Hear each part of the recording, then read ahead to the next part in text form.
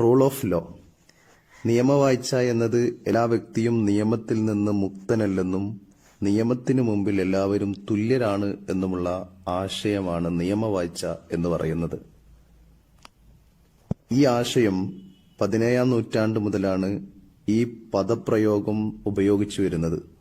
എന്നാൽ ഈ ആശയം പുരാതന ഗ്രീസിൽ തന്നെ നമുക്ക് കണ്ടെത്താൻ സാധിക്കും. അരിസ്റ്റോട്ടിൽ ഇങ്ങനെ പറഞ്ഞിരുന്നു: നിയമം ഭരിക്കണം, ഏത് രാജ്യത്തും നിയമമാണ് ഭരിക്കേണ്ടത് എന്ന് അരിസ്റ്റോട്ടിൽ പറയുന്നുണ്ട്. ഇതിനർത്ഥം പുരാതന ഗ്രീസിൽ തന്നെ ഈ ആശയം നിലനിന്നിരുന്നു എന്നാണ്. അതുപോലെ റോമൻ നിയമത്തിന്റെ സവിശേഷതയായി നമ്മൾ പറയപ്പെടുന്ന തന്നെ നിയമവാഴ്ച എന്ന ആശയം അവിടെ ഉണ്ട് എന്നതാണ്. നിയമത്തെക്കുറിച്ച് പറയുമ്പോൾ നമ്മൾ വളരെ പ്രധാനപ്പെട്ട് നോക്കുന്നത് റോമിലെ നിയമമാണല്ലോ. അവിടെയും ഈ നിയമവാഴ്ചയുടെ ആശയങ്ങൾ നിലനിന്നിരുന്നു എന്ന് പറയുന്നുണ്ട്.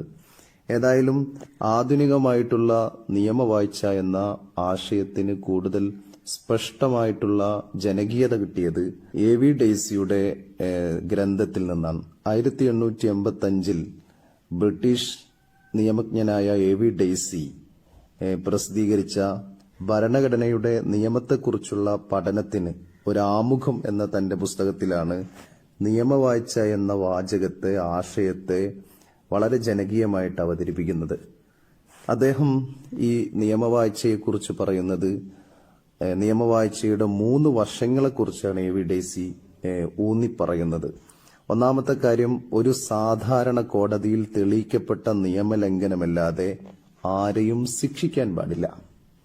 ഏതു മനുഷ്യനെയും ശിക്ഷിക്കണമെങ്കിൽ, ഒരു ജനാധിപത്യ ഭരണക്രമം നിലനിൽക്കുന്ന രാജ്യത്ത് ഒരാളെ ശിക്ഷിക്കണമെങ്കിൽ അയാളെ കോടതി നടപടിക്രമത്തിന് ശേഷം അയാൾ കുറ്റക്കാരനാണെന്ന് കോടതിക്ക് തെളിയിച്ചാൽ മാത്രമേ ശിക്ഷിക്കാൻ പറ്റൂ.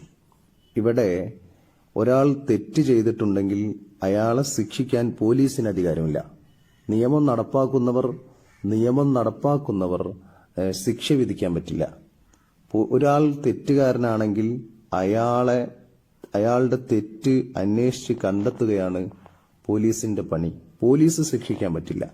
കോടതിയിൽ തെളിയിക്കപ്പെട്ടാൽ, അയാൾ കുറ്റക്കാരനാണെന്ന് കോടതിക്ക് ബോധ്യപ്പെട്ടാൽ മാത്രമേ ശിക്ഷിക്കാൻ പറ്റൂ.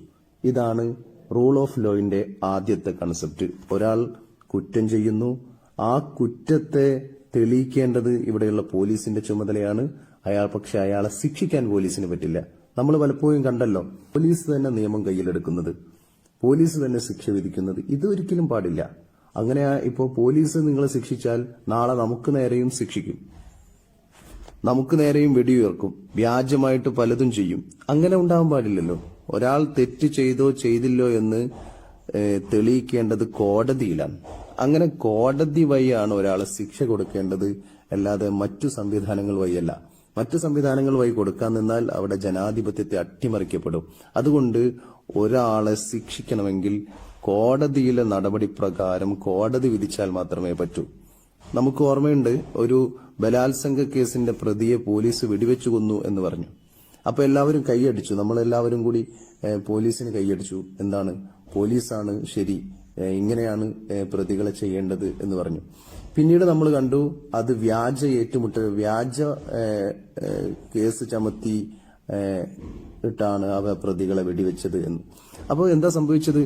അവിടെ ഒരാൾക്കെതിരെ ഒരു ആരോപണം ഉന്നയിക്കുന്നു, അയാളെ വെടിവെച്ച് കൊല്ലുന്നു, നമ്മൾ കൈയടിക്കുന്നു. ഇങ്ങനെ നമ്മൾ കൈയടിക്കുമ്പോൾ നാളെ പോലീസ് നമുക്കെതിരെയും വെടിയുയർക്കും. അപ്പൊ നമുക്ക് വേണ്ടി ആരും പറയാനുണ്ടാവില്ല.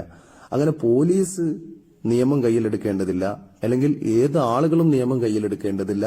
ഒരാൾ തെറ്റ് ചെയ്തിട്ടുണ്ടെങ്കിൽ അയാളെ ശിക്ഷിക്കേണ്ടത് കോടതിയാണ്, കോടതിയിലെ നടപടിക്രമം വഴിയാണ്. എങ്കിൽ മാത്രമേ അവിടെ നിയമവാഴ്ച നിലനിൽക്കൂ എന്നാണ് എ വി ഡെയ്സി നിയമവാഴ്ച എന്ന കാഴ്ചപ്പാടിൽ ഒന്നാമതായി പറയുന്നത്. രണ്ടാമതായി, ആരും നിയമത്തിന് അതീതരല്ല. സാമൂഹികമോ സാമ്പത്തികമോ രാഷ്ട്രീയമോ ആയ പദവികൾ പരിഗണിക്കാതെ എല്ലാവരും നിയമത്തിനു മുന്നിൽ തുല്യരാണ്. Equality before law and equal protection of law. എല്ലാ മനുഷ്യരും, എല്ലാ വ്യക്തികളും നിയമത്തിന് മുന്നിൽ എന്താണ്? സമന്മാരാണ്. അവരുടെ പണമോ അവരുടെ പ്രതാപമോ അവരുടെ പൈസയോ അവരുടെ അധികാരമോ അവരുടെ ബലമോ ഒന്നും നിയമത്തിന് പ്രധാനമല്ല. എല്ലാവരും നിയമത്തിന് മുന്നിൽ സമന്മാരാണ്. എല്ലാവരും നിയമത്തിന് മുന്നിൽ സമന്മാരാണെന്ന് പറയുമ്പോൾ, ഇപ്പോൾ യൂറോപ്പിലൊക്കെ, പ്രത്യേകിച്ച് ഫ്രാൻസിലൊക്കെ നമുക്കറിയാം, അവിടെ അഡ്മിനിസ്ട്രേറ്റീവ് ലോ ഉണ്ട്. എന്ന് പറഞ്ഞാൽ ഉദ്യോഗസ്ഥർക്ക്, അവിടെയുള്ള അധികാരവർഗത്തിന് സാധാരണ കോടതിയിലല്ല കേസ് വിചാരണ നടക്കുന്നത്, വേറെ തന്നെ കോടതിയിലാണ്. അതേസമയത്ത് ബ്രിട്ടനിൽ ഈ റൂൾ ഓഫ് ലോ ആണ് പ്രവർത്തിക്കുന്നത്.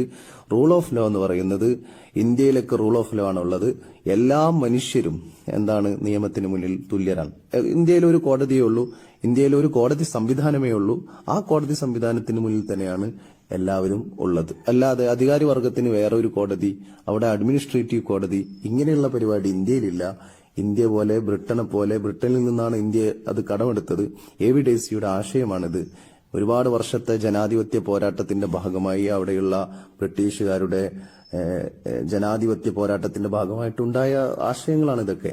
എങ്കിലും എ.വി. ഡേസിയാണ് ഇതിനെ ഒരു കൺസോൾഡേറ്റ് ചെയ്ത് ഇതിനെ അവതരിപ്പിക്കുന്നത്. ഇതിന്റെ പ്രത്യേകത, എല്ലാ മനുഷ്യരും നിയമത്തിന് മുന്നിൽ തുല്യരാണ്. സാമ്പത്തിക, സാമൂഹ്യ, രാഷ്ട്രീയ അധികാരങ്ങൾ, എന്ത് പവർ ഉണ്ടെങ്കിലും ആ ആളുകളൊക്കെ നിയമത്തിന് മുന്നിൽ തുല്യരാണെന്ന കാഴ്ചപ്പാട് എ.വി. ഡേസിയുടെ കാഴ്ചപ്പാടാണ്. അത് ബ്രിട്ടനിലുണ്ട്, ഇന്ത്യയിലുണ്ട്, ഒരുപാട് രാജ്യങ്ങളിൽ നിലനിൽക്കുന്നു. മൂന്നാമത്തെ കാര്യം എ.വി. ഡേസി പറയുന്നത്, നിയമവാഴ്ചയിൽ സ്വകാര്യ വ്യക്തികളുടെ അവകാശങ്ങൾ നിർണ്ണയിക്കുന്ന ജുഡീഷ്യൽ തീരുമാനങ്ങളുടെ ഫലങ്ങൾ ഉൾപ്പെടുന്നു. എന്ന് പറഞ്ഞാൽ, സ്വകാര്യ വ്യക്തികളുടെ അവകാശങ്ങൾ എന്താണെന്ന് നിർണ്ണയിക്കുന്നത് ജുഡീഷ്യറിയാണ്. ജുഡീഷ്യറിയാണ് വ്യക്തികളുടെ അവകാശങ്ങളുടെ കാവൽ. The guardian of constitution, guardian of right, ഇതൊക്കെ ജുഡീഷ്യറിയാണ്. ജുഡീഷ്യറിയാണ് രാജ്യത്തെ നിയമങ്ങളെ സംരക്ഷിക്കുന്നത്, വ്യക്തികളുടെ അവകാശങ്ങളെ സംരക്ഷിക്കുന്നത്, വ്യക്തികളുടെ അവകാശങ്ങൾ നിർണ്ണയിക്കുന്നത്. അപ്പോ ഇതൊക്കെയാണ് എ.വി. ഡേസി പറയുന്ന റൂൾ ഓഫ് ലോന്റെ പ്രധാനപ്പെട്ട പ്രത്യേകത. നമ്മളിത് മനസ്സിലാക്കേണ്ട ഒരു കാര്യം, വളരെ പ്രധാനപ്പെട്ട് മനസ്സിലാക്കേണ്ടത്, ബ്രിട്ടനിലെല്ലാം ദീർഘകാലം നടന്ന സമര പോരാട്ടത്തിന്റെ ഭാഗമായി ഉണ്ടായ ആശയങ്ങളാണ്. ഈ ആശയങ്ങൾ എന്ന് പറയുന്നത് അവിടെയുള്ള സാധാരണക്കാരായ ജനങ്ങളുടെ അവകാശങ്ങളെ സംരക്ഷിക്കുന്നതിന് വേണ്ടി ജനാധിപത്യത്തിന് വലിയ മുതൽക്കൂട്ടായ ആശയമാണിത്. അപ്പോ നിയമങ്ങൾ എന്ന് പറയുന്നത് വളരെ പ്രധാനപ്പെട്ടതാണെന്നും, നിയമങ്ങൾ ആരും കയ്യിലെടുക്കാൻ പറ്റില്ലെന്നും, നിയമങ്ങൾ നിലനിൽക്കുന്ന രാജ്യത്തെ മനുഷ്യർക്ക് സ്വതന്ത്രമായി ജീവിക്കാൻ സാധിക്കുമെന്നും, അവിടെ മാത്രമേ ജനാധിപത്യം നിലനിൽക്കൂവെന്നും, നിയമങ്ങൾക്ക് മുന്നിൽ എല്ലാവരും തുല്യരാണെന്നും, ആ നിയമങ്ങളാണ് മനുഷ്യരുടെ അവകാശങ്ങൾ സംരക്ഷിക്കപ്പെടുന്നതെന്നും, ജുഡീഷ്യറി മനുഷ്യരുടെ അവകാശങ്ങൾക്ക് സംരക്ഷണം നൽകുമെന്നും, അവകാശങ്ങളെ നിർണയിക്കുമെന്നും, ഏതൊരു മനുഷ്യനും കുറ്റം ചെയ്തിട്ടുണ്ടെങ്കിൽ അയാളെ ശിക്ഷിക്കേണ്ടത് കോടതിയാണെന്നും, അല്ലാത്തപക്ഷം മനുഷ്യർ നിയമങ്ങൾ കയ്യിലെടുത്താൽ സ്വാഭാവികമായിട്ടും അവിടെ നിയമങ്ങൾ അട്ടിമറിക്കപ്പെടുമെന്നും, കോടതി മുഖേനയാണ് ഒരാളെ ശിക്ഷിക്കേണ്ടതുമെന്നുമുള്ള വളരെ വിശാലമായ കാഴ്ചപ്പാടാണ് ഈ നിയമവാഴ്ച എന്ന് പറയുന്നത്. ഇത് എ.വി. ഡേസിയാണ് ഇതിൽ വളരെ പ്രധാനപ്പെട്ട സംഭാവന നൽകിയത്.